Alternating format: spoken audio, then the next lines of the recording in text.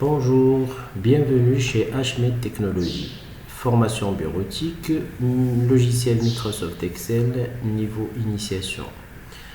Donc on va continuer toujours dans le chapitre des mises en forme. Et aujourd'hui on va voir comment faire des alignements dans des cellules, comment faire des retraits dans des cellules et comment fusionner des cellules et comment utiliser le renvoi à la ligne automatique dans une cellule. Donc pour les alignements, nous avons dans notre ruban accueil une partie, un bloc de commande qui est réservé pour les alignements.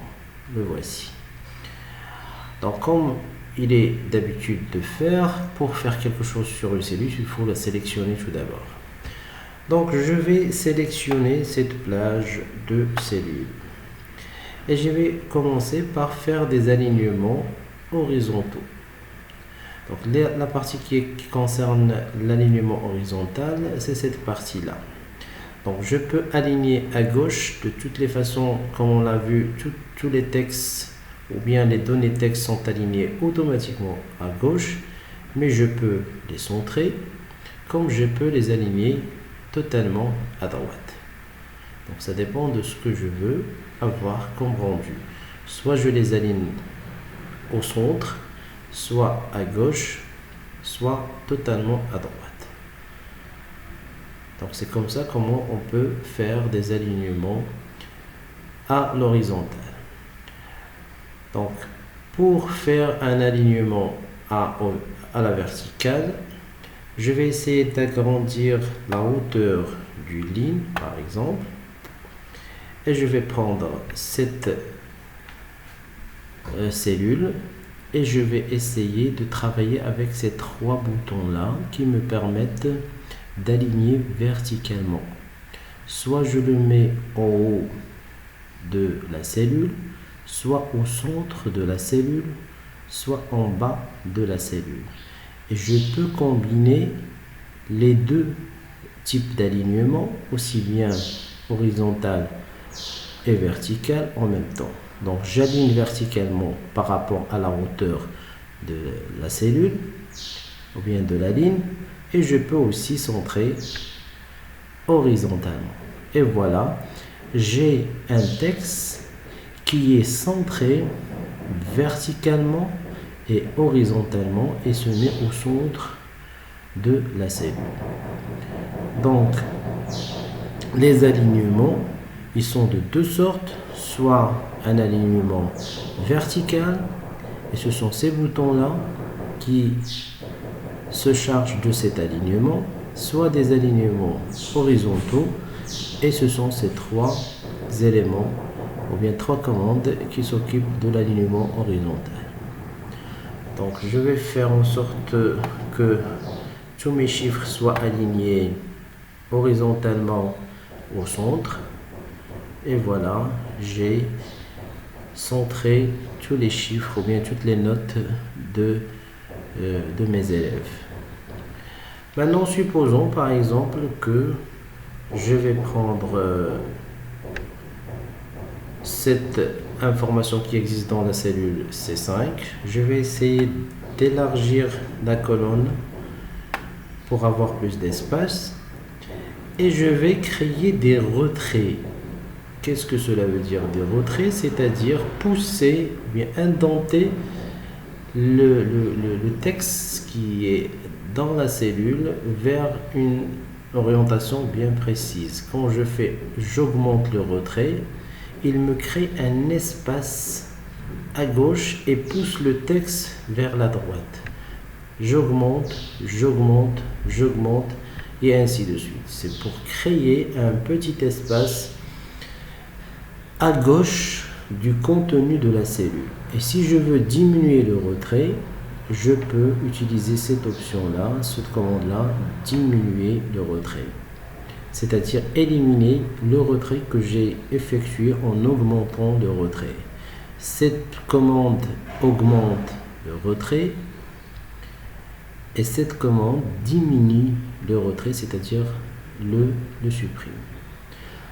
Donc, Je peux, comme je vous l'ai dit, centrer et je peux créer progressivement des retraits, soit en les augmentant, soit en les diminuant. Je prends aussi par exemple cette cellule et je peux utiliser un alignement à la diagonale. Donc je peux par exemple utiliser cette option là, avoir une rotation pour que l'alignement du contenu de la cellule soit orienté d'une manière en prenant en considération la diagonale de la cellule. Donc je peux changer la rotation et ainsi de suite. Donc ces éléments là, ils me permettent d'agencer le contenu d'une cellule par rapport à la cellule, par rapport à sa dimension, par rapport à ses propres paramètres.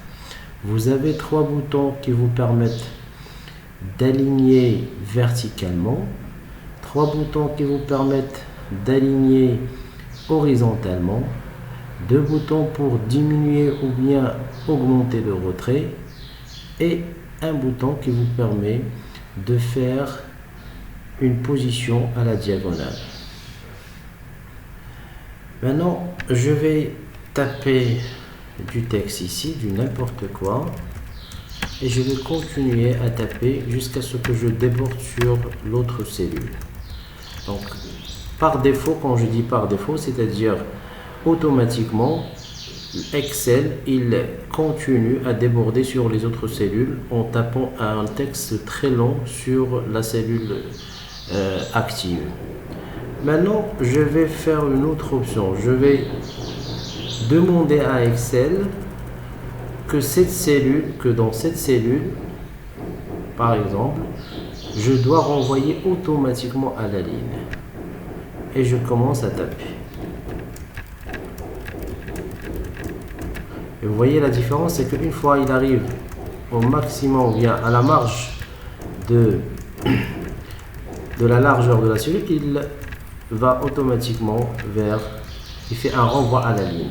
Par rapport à la situation d'avant, il déborde directement vers les autres cellules, sans écrire sur les cellules. Ce n'est qu'un débordement visuel, comme je vous l'ai dit la dernière fois. Mais là, nous avons un moyen pour lui demander, à chaque fois qu'il arrive à la fin de la largeur, ou bien au côté droit de la cellule, il fait un renvoi à la ligne. Ok. Donc maintenant, je vais prendre par exemple ici une cellule et je vais écrire matière. Pour que, par exemple, je crée une étiquette qui montre qu'en quoi que cet ensemble de cellules, il concerne les matières. Donc, je sélectionne l'ensemble des cellules qui sont au-dessus des matières et je clique sur fusionner et centrer. Je clique sur fusionner et lui, il prend 1, 2, 3, 4, 5, 6, les 6 cellules et les fusionne en une seule cellule et centre le contenu de la cellule de départ pour me créer ce genre d'étiquette. Et je peux faire une petite mise en forme. Donc comme ça, je peux savoir qu'en quoi que toutes ces colonnes-là, ce sont des matières. Donc c'est comme ça comment je peux fusionner des cellules. Donc pour désactiver cette fusion, il suffit de revenir vers cette commande et d'annuler la fusion des cellules. Et il me remet les 6 cellules de départ. Donc pour fusionner, il suffit de sélectionner les cellules à fusionner et de cliquer sur le bouton fusionner et centrer. Et pour désactiver, je fais le sens contraire, j'annule la fusion. Cette option elle est importante pour quand on veut par exemple rassembler plusieurs cellules en une seule. Donc ce cours est terminé. Je vous remercie pour votre attention et je vous dis à la prochaine fois. N'hésitez pas à aimer et à liker et à vous abonner à notre chaîne. Au revoir.